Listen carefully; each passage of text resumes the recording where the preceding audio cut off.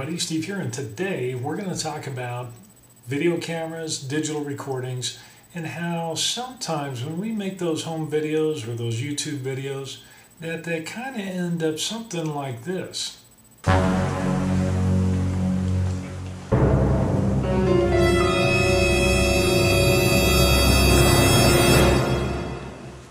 Yeah, you know the ones that make you seasick after watching them for about 5 seconds.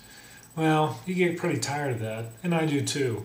So I decided to look up and see if there was something that could get rid of that problem, besides Dramamine.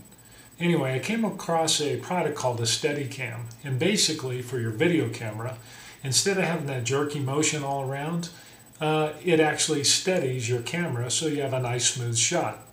When I looked up and I saw the prices of some of these Steadicams, they started out at about $500 to $800. And even the more professional rigs get up to $10,000 and more. Well, I'll tell you what, I don't have that type of money to blow. But I looked online and I saw some pictures and I thought, you know what, I bet you I could make something like that. So anyway, let's take a look at some of the parts and what's needed to make a Steadicam.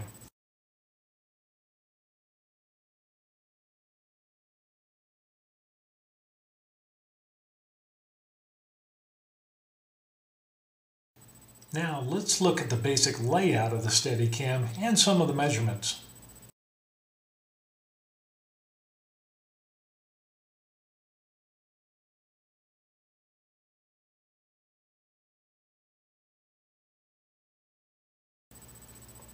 So basically you take your square aluminum tube and you cut it into 3 sections. You have 2 sections of 12 inches and 1 section being 5 inches long.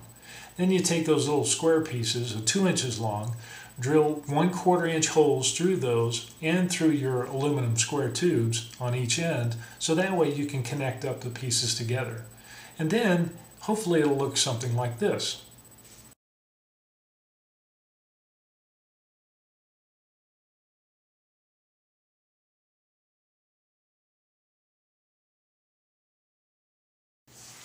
So anyway, we finished putting together our Steadicam. I just want to go over some details. Again, we have our video camera here.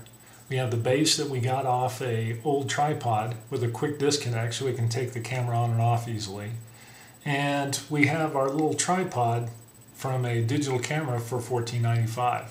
It has a ball joint and that's what allows for the smooth movement. So you might want to spray some WD-40 in there and don't cinch this down. You want this to be as free as possible. Let me explain some of the connections here. Here we have that rectangular piece of aluminum, and again remember it's 8 inch thick and it's 2 inches long. And basically I just drilled a hole here with a 1/4 inch drill bit. Then I used 1/4 inch hex bolts that goes all the way through. I have a lock washer on here. I got 2 star washers in between, and then we have the bar knob on the end. I also did it for here, and then did the same thing down for connecting the 2 bottom sections. And then at the very end we have a weight system here, and basically I just tied part of an old barbell that I had and taped it on there for now while I'm trying to figure out which is a good balance point. Okay, we're back, and here is the finished product. Ended up taking some high gloss spray paint to paint the assembly so it looks a little bit nicer. Also ended up getting a few more dollars to pay for some big washers to use as a counterbalance. And I'm still going to play with this and see how that all works out. So basically it spins around pretty nice, and it's going to take a little bit of practice, but I think this will be a lot better than having those seasick videos. But anyway, take a look at the video of the first test run of the Steadicam.